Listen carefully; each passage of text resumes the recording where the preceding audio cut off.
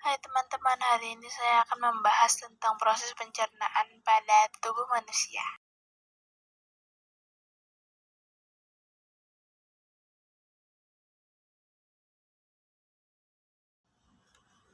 Mulut adalah pintu gerbang ke sistem pencernaan.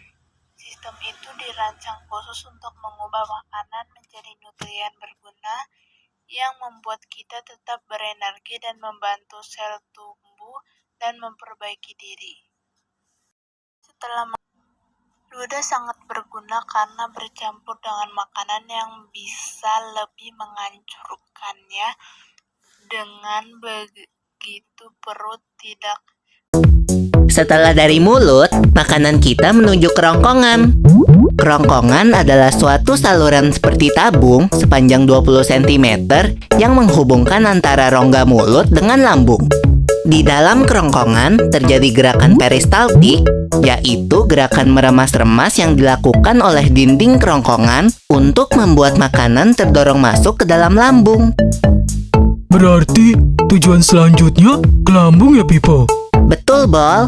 Lambung adalah bagian dari organ pencernaan manusia yang paling elastis. Lambung berbentuk seperti kantong dan terletak di dalam rongga perut sebelah kiri atas. Di dalam lambung, makanan mengalami pencernaan secara mekanis dan kimiawi. Pencernaan mekanis dilakukan oleh dinding atau otot lambung yang meremas dan mengaduk makanan. Pencernaan kimiawi dilakukan oleh getah lambung yang dihasilkan oleh kelenjar getah lambung. Getah lambung mengandung enzim pepsin, enzim renin, dan asam klorida. Enzim pepsin berfungsi untuk memecah protein menjadi pepton. Enzim renin berfungsi untuk mengendapkan protein susu menjadi kasein. Asam klorida atau HCl berfungsi untuk mengasamkan makanan dan membunuh kuman yang masuk bersama makanan. Nah, habis ini makanan kita pergi ke toilet ya? Hihihi. Ah, kamu ini belum, Bol.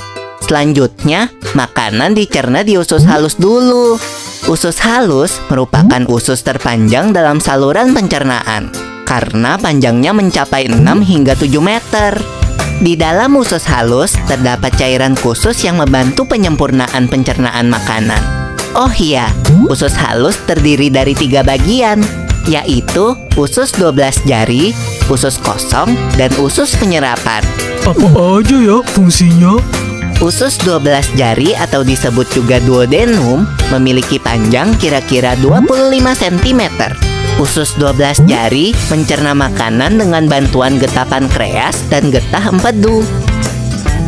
Getah pankreas dihasilkan oleh kelenjar pankreas.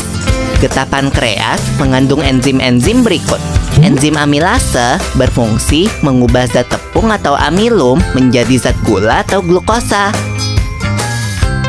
Enzim tripsin berfungsi mengubah pepton menjadi asam amino. Enzim lipase berfungsi mengubah lemak menjadi asam lemak dan gliserol. Kalau getah empedu dihasilkan oleh hati dan disimpan dalam kantong empedu. Getah empedu berfungsi untuk mencerna lemak.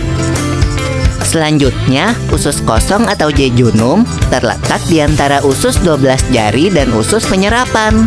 Usus kosong memiliki panjang sekitar 2,5 meter dan berfungsi untuk mencerna makanan dari usus 12 jari. Terakhir adalah usus penyerapan yang merupakan tempat penyerapan sari-sari makanan. Di seluruh permukaan dindingnya terdapat ujung-ujung pembuluh darah yang menyerap sari-sari makanan. Kemudian, sari makanan diedarkan melalui aliran darah ke seluruh bagian tubuh. Jadi makanan yang kita makan kembali lagi ke dalam tubuh kita ya? Iya, Bol. Habis itu, sisa makanan yang dicerna masih berlanjut ke usus besar. Nah, usus besar berfungsi menyerap cairan, vitamin, dan mineral dari sisa-sisa makanan yang telah diserap oleh usus halus.